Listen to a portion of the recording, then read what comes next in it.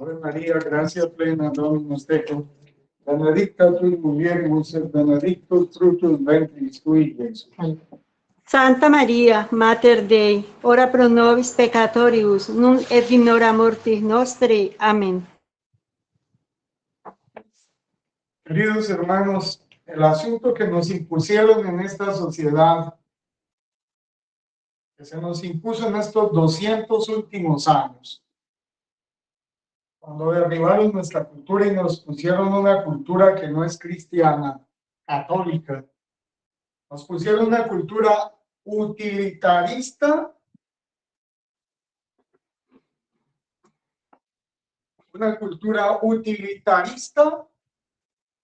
masónica, liberal, y nos han hecho creer que muchas cosas son buenas en el mundo cuando no son buenas.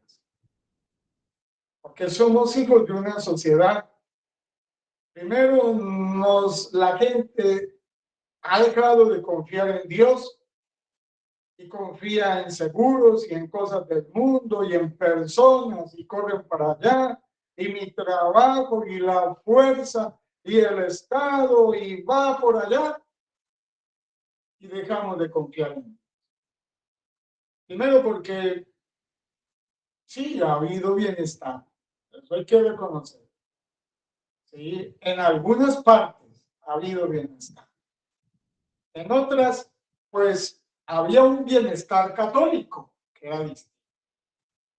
Ahora hay un bienestar protestante, masónico, francés, por la Revolución Francesa. No es que los franceses sean malos, pero la Revolución Francesa sí es mala. Las democracias son malas, eso no es bíblico. Sí. Y nosotros tenemos que aceptar lo que está en la Sagrada Escritura, y ahí no nos podemos alejar. Es que ningún sacerdote predica así. Sí, es que se nos ha olvidado la Sagrada Escritura y nos hemos desviado de estudiar la Sagrada Escritura como debe ser. Entonces, todas esas realidades nos hacen pensar que estamos, sí, solos en el mundo. Que Dios está dormido, que Dios está de vacaciones, que Dios no se preocupa de nuestros asuntos y estamos nosotros demasiado preocupados en nuestros asuntos que olvidamos estar con el Señor. Entonces, se nos olvida sacar un tiempo para arrodillarnos. Y yo he sido culpable de eso, yo tengo que reconocer, o sea, cuando yo estaba lejos de todo eso, yo permanecía mucho más tiempo arrodillado delante del Señor que permanezco hoy. Tengo que reconocer mis pecados públicos, hay algunos que eso, permanecía más tiempo arrodillado delante del Señor. Y, es decir, no he dejado de confiar en Dios nunca, pero ninguno de nosotros puede dejar de confiar en Dios. Jesús está dispuesto a escucharnos todo lo que necesitamos. Y cuando no nos permite de acuerdo con nuestros caprichos, entonces nosotros en paz afrontamos lo que la vida nos presenta y las dificultades diarias que nos presentan, tantas cosas que nos presenta la vida. Así que cuando el Evangelio nos dice, ¿podréis hacer cosas mayores que yo he hecho? Yo creo que sí, hay santos que hicieron grandes actos de virtud. Que no es que significa que Dios haya hecho menos actos de virtud, porque los actos de virtud que hizo Dios son mucho más grandes. Pero los santos, humanamente, Dios hizo lo que tenía que hacer, pero cada santo hace lo que tuvo que hacer. O sea, hicieron actos muy grandes de virtud. Entonces dice el Señor, podréis hacer obras mayores que las que yo he hecho. De hecho, hay santos que las han hecho. Eso no significa que estemos diciendo que Dios no es Dios, que Jesús no hizo obras buenas, ni nada de esas cosas. Sino que Dios nos ha dado santos tan hermosos y tan fenomenales que han podido hacer grandes hazañas que realmente pues no tienen nombre. O sea, todo lo que Jesús hizo lo han hecho los santos. Caminar por las aguas. Hay santos que han caminado por las aguas. María de las Cabezas, esposa de San Isidro, caminó por las aguas. Que hay santos que detuvieron armas, claro que las ha habido. Hay santos que detuvieron armas. Que hay santos que abrieron ríos, claro que hay santos. Que hay santos que volaron por el aire. San José de Cupertino, firmado por notaría, lo vieron 63 veces levantado en los aires, caminando por los aires. ¿Sí? Que hay santos que detuvieron a alguien en el aire mientras fue a pedirle permiso a su superior de que le dejara hacer el milagro. Sí, San Martín de Porres pidió permiso a su superior que no dejara matar a un fraile. Sí. Los santos hicieron todos los milagros que el Señor los hizo. No reservó Dios, Dios le permitió a los santos hacer los milagros que hizo Jesús. Y yo los creo. A las obras de Jesús las hicieron los santos. Sí. Ahora, lógicamente, muchos santos murieron de maneras horripilantes. Ni hablar de eso, ¿no? Definitivamente, pues, Jesús, en eso, o sea, el martirio que sufrieron esos santos, con uno que se me hace pensar es San Vicente de Zaragoza, ¿no? Diácono.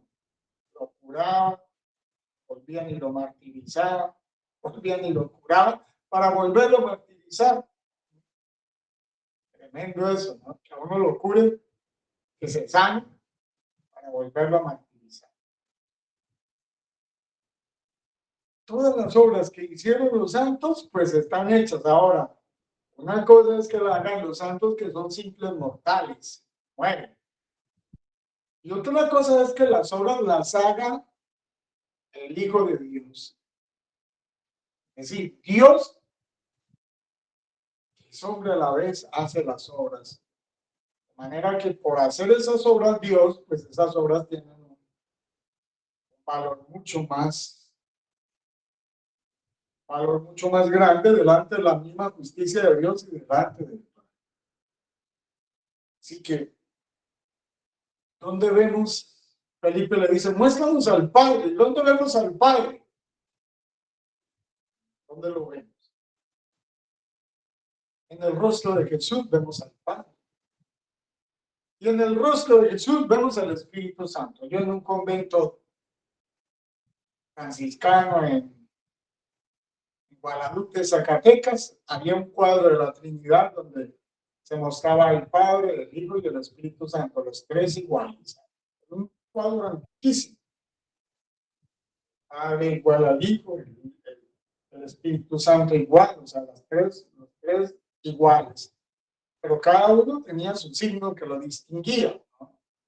El Espíritu Santo tenía su signo, su resplandor de que era el Espíritu Santo, y uno sabía que era el Espíritu Santo. El Padre tenía su signo atrás, que uno sabía que era el Padre, y el Hijo tenía su signo atrás, que uno sabía que era el Hijo, era la Santísima Trinidad. Y ahora, esa Trinidad, ¿dónde inhabita? En los santos. ¿Por qué los santos pudieron volar? ¿O por qué los santos pudieron hacer actos de virtud? ¿O por qué los santos pudieron hacer esos actos de amor? Porque la Trinidad, sí, dio la gracia, pudo hacerlos y estaban dentro de ellos y lo podían hacer. Decían las leyes de la naturaleza, como Jesús lo hizo.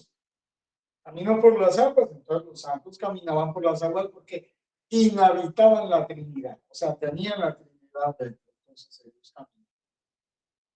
Hacían grandes actos de perdón, pero es el mismo acto de perdón que Jesús hizo en la cruz, y todos los santos hacían actos de perdón. O sea, todos los santos lo que han hecho es parecerse a Jesús cuando está en la cruz, perdonando por la vida de Jesús, caminando por las aguas o con sus discípulos, etc. De manera que nosotros tenemos que reflejar el rostro del Padre en nuestro rostro.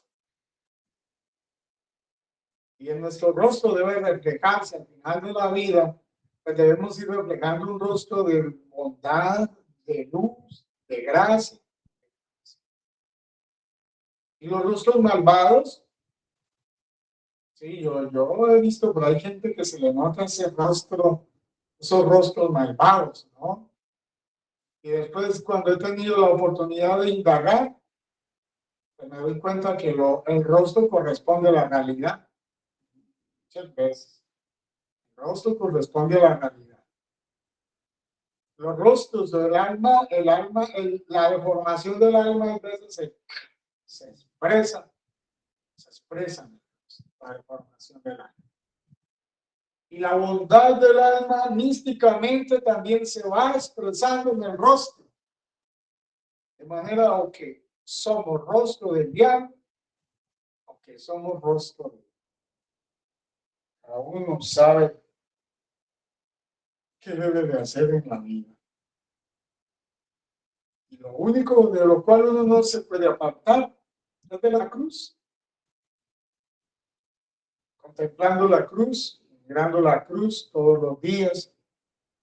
Y yo pues no alcancé en la catequesis del miércoles pasado a decir lo que tenía que decir de la manifestación del anticristo, pero lo haré en una catequesis de esta semana por algo bien antiguo que me decía una señora, que debo de contar la historia de esa señora, que me hablaba de la manifestación del anticristo, y yo lo creo, la manera en la que el anticristo va a encantar a las personas como el encantador de serpientes encanta a las serpientes. Démosle gracias a nuestro Padre Dios por este día que nos ha concedido. Recordemos que todos los días tenemos que meditar la palabra de Dios. Recordemos que por meditar la palabra de Dios y por vivir la palabra de Dios vamos a tener enemigos. Los hombres que tienen el rostro del diablo nos van a perseguir simplemente por vivir la palabra de Dios. Los hombres que le fastidian las cosas de Dios y están imbuidos de las cosas demoníacas, sí, les va a fastidiar nuestro comportamiento. Entonces, ¿qué hace el diablo? Suscitar persecución contra nosotros. Y esa persecución tiene que convertirse en una bendición. Burlas, contradicciones, maldiciones y toda clase de cosas. Todos lo sufrimos con alegría por causa de nuestro Señor Jesucristo. Y lo que hacía Jesús, le gritaban maldiciones desde abajo y él transformó todas esas maldiciones en bendiciones. Gloria al Padre y al Figlio, al Espíritu Santo, siempre al principio, et nunc et semper, et in saecula saeculorum.